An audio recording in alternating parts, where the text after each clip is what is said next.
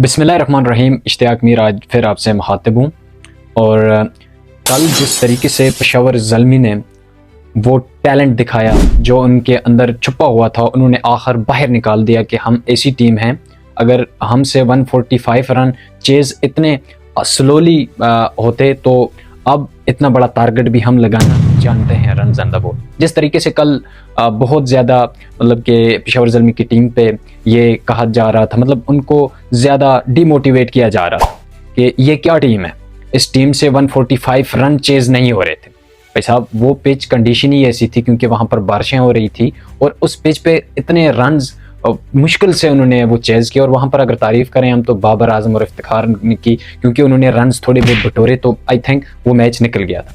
अब जब दूसरा मैच आज था और लोगों ने बहुत जो बाबर के हेटर हैं ना, अब आए आप भौंके आके, आप लोगों का काम सिर्फ भौंकना है और आप आके मीडिया पे अब भी भौंक लो, क्योंकि सिर्फ आप भौंकते रह जाओगे। क्यों? क्योंकि मैं इसलिए कहता हूं क्योंकि आप बिना शलवार के नाड़े, आपको दुनिया का इल्म नहीं है, क्रिकेट का आपको जी तक पता नहीं है, आप आके सिर्फ मीडिया पे ऐसी ऐसी गंदी बातें कर रहे थे। वो रात को मैं एक वीडियो देख रहा था ARY पे, तो प्रिडिक्शन दे रहे थे जनाब, वहां पर बड़े बड़े हमारे जो सीनियर प्लेयर थे वो कह रहे थे एक तरफ जी लाहौर जीतेगी और दूसरे मैच में जी कराची जीतेगी। ठीक है, आपकी प्रिडिक्शन अलग है, कहते थे पेशावर ज़ल्मी ठीक है मैच जीते, लगता नहीं है कि आगे वाले मैच वो जीत जाएंगे। और बाबर जिस तरीके से खेल रहा है ये दूसरी टीम के लिए फायदेमंद है। और आज देखा कि बाबर ने आज किसको फायदा दिया, क्या आया मैच में 87 रन्स की जो इनिंग बाबर आजम ने खेली है, इसको हम अप्रिशिएट करते हैं।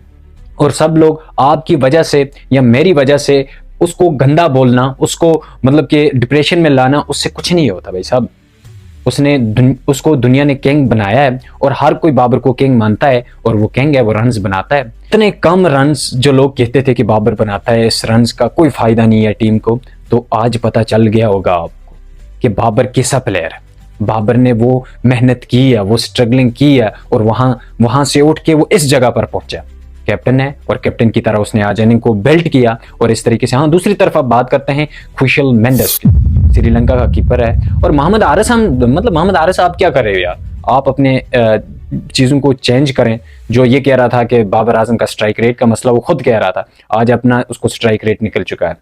और देखें मोहम्मद आरिस से रन नहीं बनते और आज मेंडिस ने अच्छा खेला। और दूसरी तरफ अगर हम बात करें अब्दुल समद की, भाई साहब यह होता बंदा मिडिल ऑर्डर में आके रन्स बनाना। 12 गेंदों में उसने 40 रन बनाए। ठीक है जी, खुशल मेंडिस ने 109 रन की इनिंग खेली है, इस तरीके से बाबर आजम ने 87 रन की इनिंग खेली है। लेकिन अगर क्रिएटेड जाता ये तो 200 तक जाते, लेकिन जिस तरीके से अब्दुल समद ने आके वो इनिंग को बेल्ट किया और 40 रन बनाए भाई साहब उसने, और देखें मैच कहां से कहां चला गया। और फिर देखें बॉलिंग अटैक देखें इनका कि 87 रन, मतलब 87 तो चलो ये बात है कि 87 पूरी टीम ने बनाई है, एक तरफ बाबर ने, एक बंदे ने 87 रन बनाए। तो अभी आके भौंको आके, आपका काम है सिर्फ भौंकना। आप हिटर्स आप आए भौंके आके। और क्या मेरे पास अब अल्फाज नहीं है। क्यों?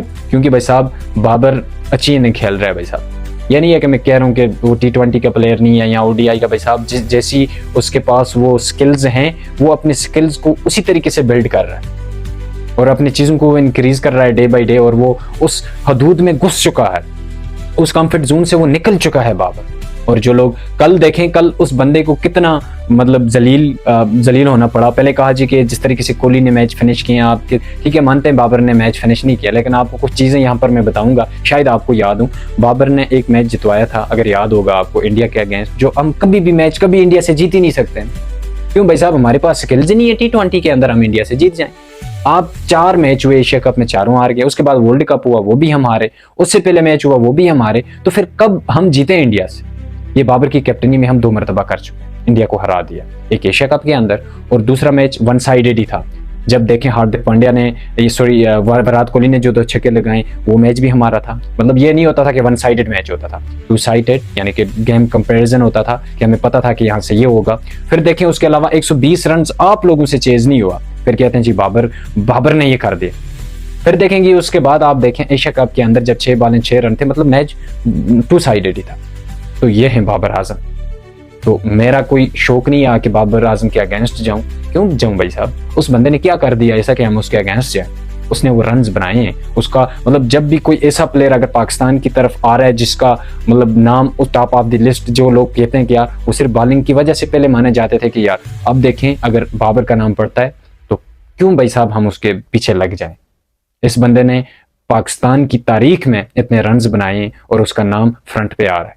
क्यों आ रहा है? क्योंकि वो बैटिंग की वजह से ये शोहरत मिली है पाकिस्तान को।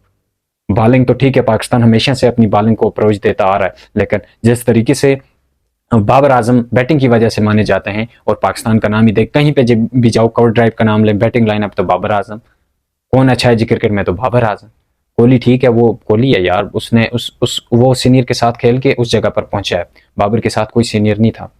जब भी कोई सीनियर होता था वो उसको यही कहता था कि यार भाई साहब आप छोड़ दें, उसके अगेंस्ट ही जाते थे। ये स्ट्राइक रेट का इशू है, ये चौके नहीं मार सकता, छक्के नहीं मार सकता, ये वो हमेशा इसके अगेंस्ट ही जाते थे। कोई बंदा बाबर आजम को साथ लेके नहीं चला कंसिस्टेंसी से। क्यों? क्योंकि इसको चाहते ही नहीं है पाकिस्तान कोई। हमेशा जब भी कोई पाकिस्तान के पास प्लेयर आता है तो पीसीबी उसको खुद खराब कर देता है। तो आई होप हमारी उम्मीदें हैं बाबर पे, बाबर रन्स बनाए और देखते हैं कल के मैच में क्या कुछ होता है। आई होप ये वीडियो अच्छी लगी होगी। वीडियो को लाइक करें, शेयर करें, कमेंट करें और अपने कमेंट में ज़रूर देना। अगर चैनल पर नए हैं भैया, चैनल को ज़रूर सब्सक्राइब करना। हमने इन कंसिस्टेंसी ये 3 महीने के अंदर अंदर 1000 सब्सक्राइबर पूरा करना है। तो आई होप ये वीडियो अच्छी लगी होगी। वीडियो को लाइक करें, शेयर करें, कमेंट करें, अगेन से रिप्लाई भी दें। अल्लाह हाफ़िज़।